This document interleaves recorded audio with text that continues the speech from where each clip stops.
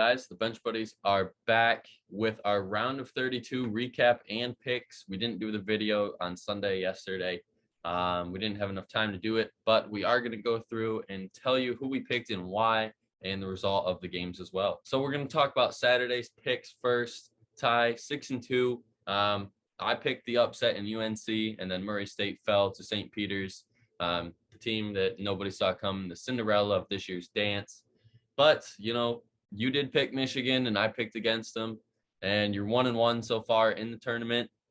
But talking about Michigan, I think everyone that says we should have been in the NIT needs to take those comments back. So I think it's just Michigan State, Ohio State. You guys need to fess up, admit you're honest here, and we'll move on. Sorry, I'm just counting our consecutive Sweet 16s over here. Right. That's 5 in a row for Michigan, Sweet 16. I forgot. But I thought we were an NIT team, so maybe I'm just wrong. I don't know. Mm-hmm. And then we'll talk about the first game here. We both took Illinois, and Illinois really fell apart in the last 5 minutes of the game. It really became a blowout there. But give credit to Houston. They're finding ways to win without their best players. Yeah, I picked Illinois. Bottom line is Houston bodied Illinois in the second half. They just took it to them, played Illinois' game, but played it way better. So props to Houston. And once again, Illinois fails to make the second weekend.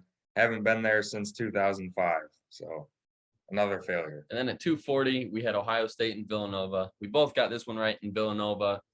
Really closed it out well down the stretch. No really faults, and didn't let Ohio State back in the game.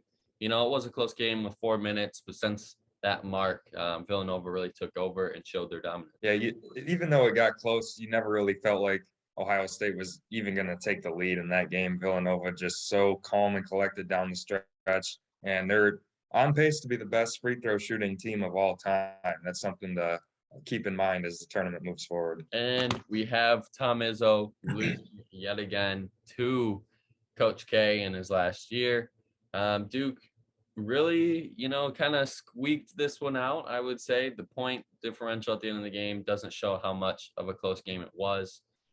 State was winning, I believe, with just over 3 minutes to go, and I don't think they scored a basket for the rest of the game until, under 30 seconds when it didn't matter.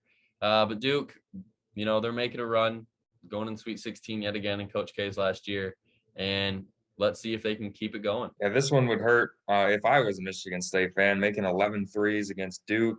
Obviously, they really wanted to take Coach K out. Even 11 threes, that wasn't quite enough.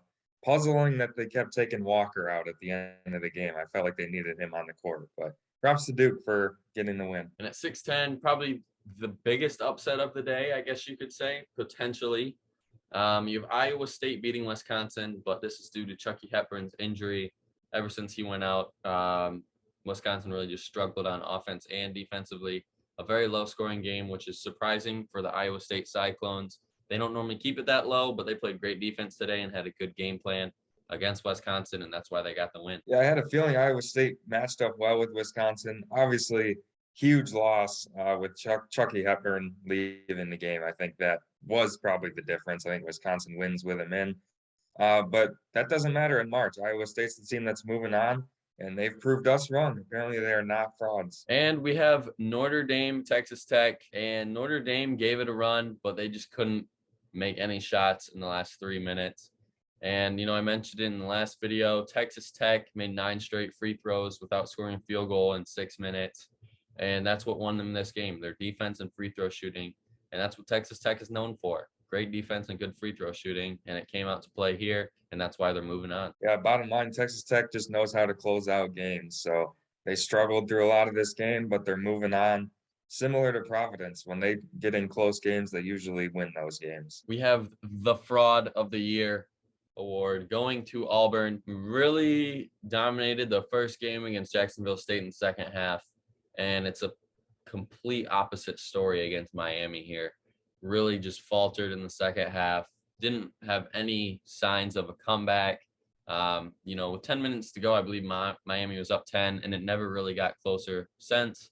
Miami just kept going at it, taking it to Auburn, and that's why I took the U. Yeah, Auburn just absolutely folded when they got down. Even though it was early, it was just very hard to watch. Their guards are just chucking up, threes that they have no business shooting.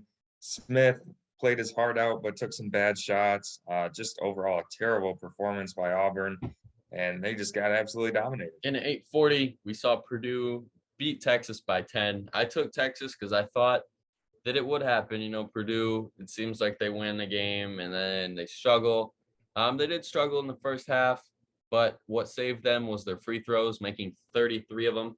A school record, I believe, 47 attempted.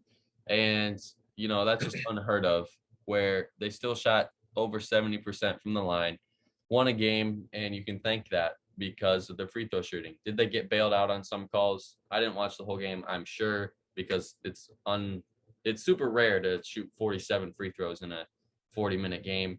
But you got to give them credit. Jaden Ivey, Zach Edey, Travion Williams really have led this team to a Sweet 16. We thought they would be here at the beginning of the year, and here they are. Yeah, I feel like Texas fans are going to be blaming the refs for all the free throw numbers, but that's the price you pay sometimes with Chris Beard defense. They just were so aggressive, overly aggressive, that they put Purdue in the bonus so early in both halves. And that's why the free throw attempts were so high for Purdue. So Texas, you just got to not foul. And that's what it came down to. It wasn't even that Purdue was the better team. It was just that they fouled a lot less. And for the last game, why not close it out with the best game of the day, an OT thriller, TCU and Arizona. And I was a little hesitant on that Arizona pick. I definitely would have took the spread if I was betting on this game, because TCU, I talked about it. They've beaten Texas, Texas Tech, Kansas, and they always play up to their competitors' level. And you can say they completely did that here against Arizona.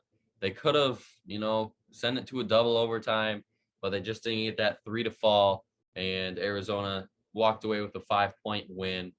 But Arizona, are they deserving of, a number 1 seed? Yeah, for sure. But they just had a tough bracket so far, and they, do have a tough matchup against Houston next week. So we're going to see that. But congrats to Arizona for making it this far in a year of uncertainty. Yeah, great closeout by Arizona there, but I'm not as confident in them now moving forward, especially with Houston coming up.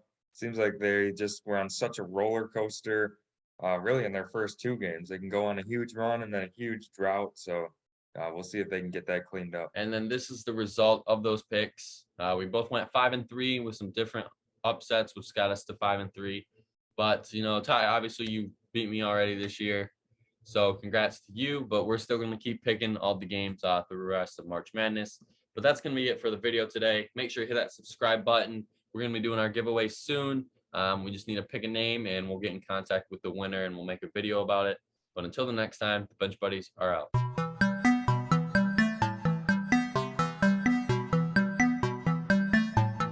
She never called back.